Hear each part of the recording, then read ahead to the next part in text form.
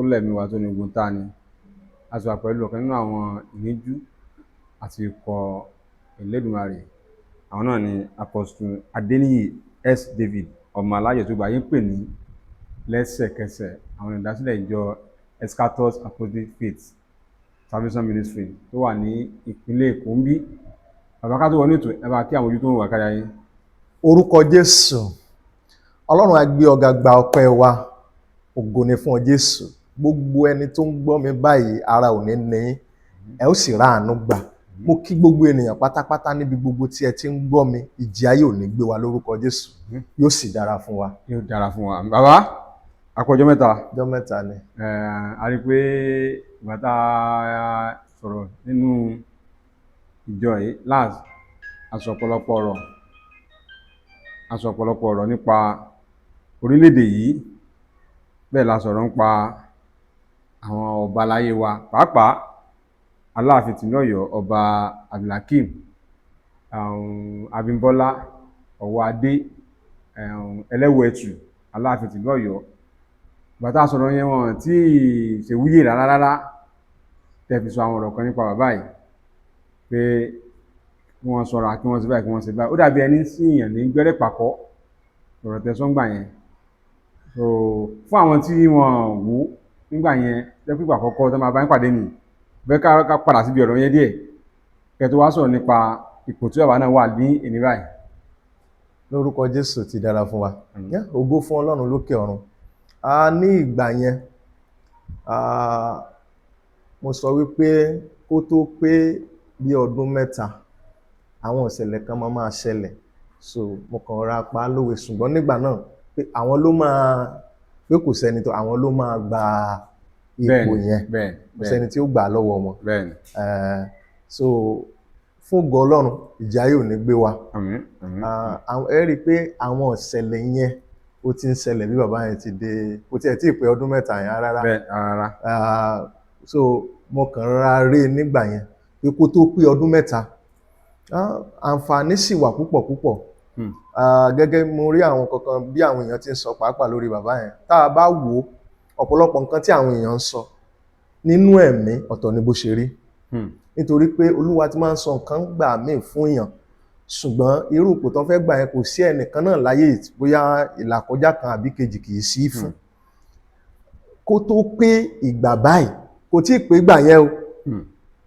So kó tó wá tó àwọn ìgbà kó tó pé ọdún mẹ́ta yẹn mo gbàdúrà lórúkọ Jésù Olúwa yóò ràn wọ́n lọ́wọ́. Ó gbàdúrà fún orí ìtẹ́ yẹn yóò tù wọ́n lára. Bí òwe náà ni màá ti pa fún wọn torí wípé ní gbogbo ọ̀nà Ọlọ́run lágbára lórí ohun gbogbo. Màá kàn rọ bàbá yẹn tí wọ́n bá gbọ́ ọ̀rọ̀ yìí àbí ẹni tó lè gbọ́ tí wọ́n bá lè máa rọ̀ wọ́n púpọ̀ ní àkókò yìí láti jẹ́ pé kí wọ́n lọ wá Olúwa ojú Olúwa dáadáa. Kí wọ́n wá jẹ́ ẹni tó jẹ́ pé wọ́n ò gbọ́dọ̀ sọ̀rọ̀ púpọ̀ lákòókò yìí. Pàápàá gbogbo àwọn ìṣẹ̀lẹ̀ tó ń ṣẹlẹ̀ lọ́wọ́lọ́wọ́ báyìí. Ṣe rí ohun tí bàbá yẹn bá lórí ìtẹ́ ó dàbí kí ìtẹ́ yẹn ké fún ẹ̀san bí kéèyàn jókòó sórí ẹ̀san. Àwọn nǹkan tó ti ṣẹlẹ̀ kọjá káwọn wá jókòó lé kí ìtẹ́ yẹn máa wá béèrè àwọn nǹkan àná tó ti kọjá lọ́wọ́ ẹni tó wà ńbẹ̀. Tó tẹ bá wò ó dáadáa ẹ rí i pé ọ̀pọ̀lọpọ̀ ń pariwo lórí bàbá Aláàfin yẹn pé ó sì báyìí ó nígbéraga. Tẹ́ ẹ bá wò ó dáadáa ǹjẹ́ ẹ lè rí mi ò mọ́nú lé wọn níta gbangba tẹ́ ẹ bá lè wò ó ibi mélòó gan ni bàbá yìí ti ń sọ̀rọ̀. Ẹ rí i pé kèsì pé ó ń sọ̀rọ̀ bóyá ọ̀rọ̀ kan ló sọ ló dá wàhálà lẹ̀ kò fi bẹ́ẹ̀ sọ̀rọ̀ àfi tí wọ́n bá ní agbẹnu kan máa sọ kó sọ̀rọ̀ jáde. Kèsì pé ó ń sọ̀rọ̀ jáde àmọ́ ìtẹ́ yẹn nǹkan kan bẹ́ẹ̀. So ohun tó ń délé ní ti wà lánàá wọ́n kàn dé bá ń ti wọn ni. So wọ́n ní láti múra láti wọ ojú Ọlọ́run fún ara wọn fún ààyè ìtẹ́yẹn. Mo gbàdúrà lórúkọ Jésù ìtẹ́yẹn yóò rọ̀ wọ́n lọ́rùn. Ihun tó ti ṣẹlẹ̀ lánàá làwọn dé bá lé ní. So tẹ bá wò dáadáa ẹ rí wípé ìtẹ́yẹn kìí ṣe pé bóyá gbàgbọ́ sí jókòó síbẹ̀ àwọn ló bẹ̀rẹ̀ sí ni wọ́n ń sọ oríṣiríṣi ọ̀rọ̀ tápẹ́ ọ̀rọ̀ tí lágbájá sọ ń bìrì. Tẹ́ ẹ bá wá fẹ́ wo ìtẹ́yẹn gan pàápàá ó pè fún agbára tí ìtẹ́yẹn pè fún làwọn gan gùn lé. So àwọn ni kí wọ́n wá lo ọgbọ́n Ọlọ́run fún ara wọn ìmọ̀ràn ní màá gbà wọn kọ́ wá lo ọgbọ́n Ọlọ́run fún ara wọn láti ṣe àwọn àtúnṣe, kọ́ má dúró sí ìgbẹ́kànlé ohun tí ìtẹ́ yẹn pè fún tó ti wà lánàá pé agbára ìtẹ́ yìí bó ṣe rí rè. Lóde òní wọ́n á béèrè ẹ̀san tàná lọ́wọ́ wọn tó ń bá múra o. ẹ̀san tàná ló máa ró tí wọn ò bá múra. So Ọlọ́run àánú yóò ràn wọ́n lọ́wọ́. Tẹ́nìkan bá jó ní ẹwọ́ bá yẹn bó ṣe rí ìgbéraga rẹ̀ pọ̀, kíní kan pọ̀, ihun tó ti ṣẹlẹ̀ sórí ìtẹ́ yẹn náà dé bá. Kò ṣe èyí táwọn ń wù ní wà ló ṣe ń ṣẹlẹ̀. Àwọn nǹkan yẹn ti ré kọjá, wọ́n dé bá ni. So kọ́ dẹ̀ má gbọ́kànlé agbára pé agbára àwọn àbáláyé kan, kọ́ wá ojú Olúwa fún ìtẹ́ tiwọn láti fún wọn ní ìrọ̀rùn lákòókò tiwọn. Torí mo sọ wípé ó tó pé ọdún mẹ́ta àwa kì í sọ Ọlọ́run. Òwe nìkan ni màá fi sọ̀rọ̀. Mi ò ní la àwọn nǹkan kan tó wà ń bẹ̀ mọ́. Lẹ́yìn ọdún mẹ́ta yẹn ni pé kó tó pé ọdún mẹ́ta, tó bá tún kọjá ọdún mẹ́ta yẹn kó tó pé ọdún mẹ́fà.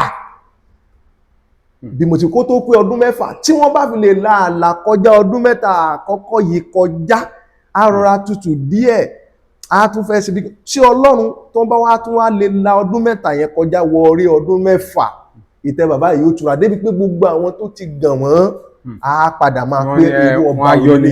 Wọ́n máa yọ́ ní ìjọba ìpínlẹ̀ Ọ̀yọ́, ayọ́ ní nìkan ní. Kí ewu ọdún mẹ́ta yìí máa mú wọn.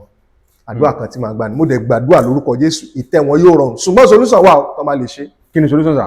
Inú tí wọ́n lè ṣe jù òun ni pé lóṣooṣù ní ọdọọdún, ọdún yóò tí kọjá, kí wọ́n gbé ìgbìmọ̀, kí wọ́n wá ọ̀nà láti máa yan Ọlọ́run fún oṣooṣù, fún oṣù mẹ́ta. Oṣù mẹ́ta, oṣù àkọ́kọ́ wọ́n wá lè ṣe lọ́sẹ̀ọ̀sẹ̀ tó wọ́n bá ráyè lójoojúmọ́, tí wọ́n bá lórí nínú ààfin yẹn gangan ni o. Kí wọ́n máa yan Ọlọ́run fún odidi oṣù mẹ́ta, kí wọ́n wá oṣù mẹ́ta nínú ọdún yìí láti fi yan Ọlọ́run. Àwọn ewu oríṣiríṣi àti àwọn ẹ̀gàn àti àwọn ẹ̀san tó fẹ́ béèrè lórí ìtẹ́ ní àkókò tí wọ́n yìí á dẹ̀rẹ̀ kúrò. Olúwa yóò sì gbẹ́sẹ̀ lé pátápátá. Àwọn èèyàn ó sì sinmi ẹnu lára wọn, wọn ó dẹ̀ máa rí ojú rere àti ìgbà ọ̀tun nípa wọn. Ó dẹ̀ gbàdúrà lórúkọ Jésù, Olúwa yóò fìdí ìtẹ́ wọn múlẹ̀. Oṣù mẹ́ta kò tí ì rékọjá lọ́dún yìí. Tí wọ́n bá lè ṣe oṣù mẹ́ta, gbogbo àwọn nǹkan yẹn yóò lọlẹ̀. Tí wọ́n bá tún fẹ́ máa wọ ọdún míì, kí wọ́n tún ṣe oṣù mẹ́ta. Tí wọ́n bá tún ti wọ ọdún míì, pàápàá ìrìn àjò ọdún mẹ́ta yìí kí wọ́n ṣe o. Ó di dandan. Kí wọ́n wá ojú Olúwa, kí wọ́n kàn yin Ọlọ́run nínú ààfin yẹn. Wọ́n lè wá ọjọ́ kan bóyá kọ́ sàárè pópóṣù mẹ́ta, bóyá kọ́ ṣe lọ́sẹ̀ọ̀sẹ̀, kí wọ́n wá ojú Olúwa.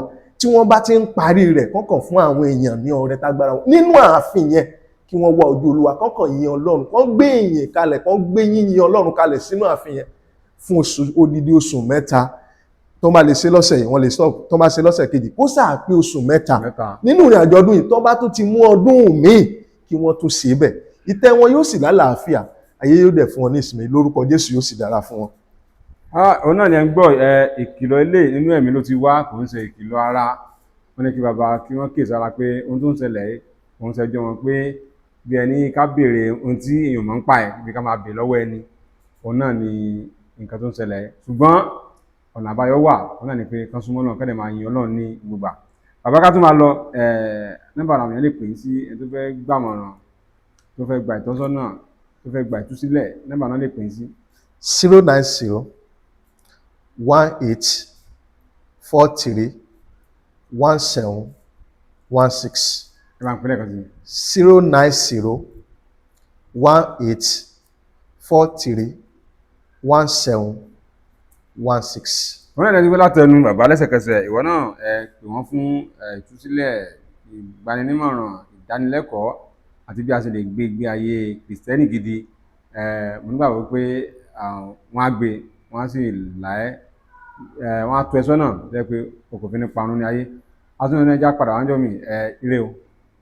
Ẹ jẹ́ n sáré sọ mẹ́sẹ̀jì yìí. Ọba kan wà ní Ọ̀yọ́ state yẹn náà ni.